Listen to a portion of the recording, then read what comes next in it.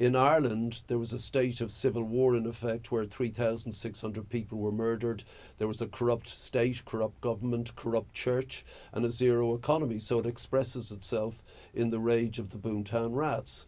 And given that we are called after the great musical activist, we came, all these bands came with pointed focus.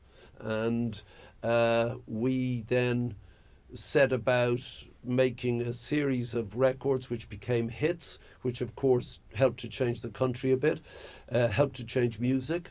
And then through Band Aid and Live Aid, we helped to change the world a little bit, and then we stopped.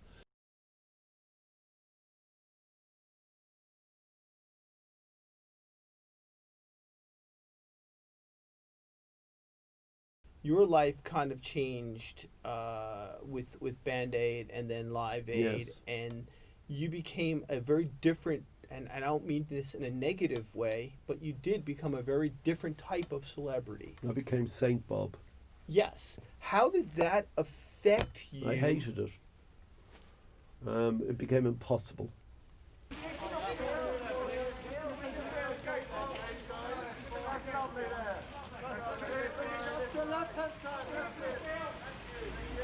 For a while I was bewildered, didn't have much money at the time. It impinged entirely on my private life, probably ended up costing me my marriage. But equally, I needed to see this thing through, which I still haven't, and had to travel to Africa, set up the structure of Band Aid because I was not expecting the hundreds of millions of dollars that came in.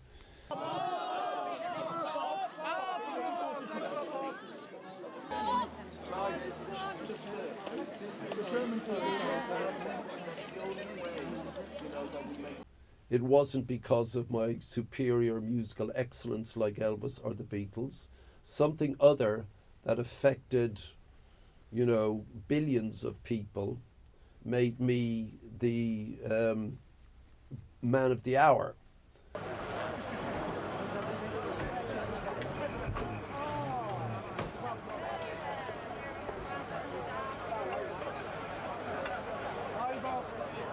I mean, I will give you an example of how ridiculous it became. Suddenly a cult of personality developed, and people looked to you to resolve all sorts of problems.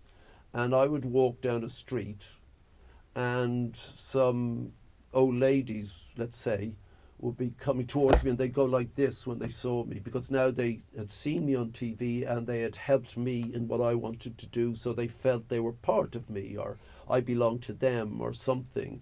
But they would never have seen me on a rock and roll show, for example, beforehand. And they see me and they go like this. And as I come up to them, and this really happened a lot, they tentatively reach out and touch me and collapse in tears. Fuck off. I can't live like that.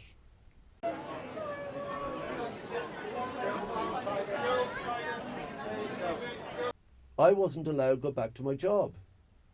I'm a pop singer. That's literally how I make my money. That's my job. I get up in the morning. If I'm in the mood, I'll try and write tunes. I'll go and try and rehearse. It's like poets. They get up in the morning and they sit down and they try and write a poem. It's a job. And I couldn't, and no one was interested. Saint Bob, which I was called, and people called me Saint Bob, wasn't allowed to do this anymore because it's so petty, it's so meaningless. So I was lost. What are you saying about Zimbabwe? I think it's a disgrace.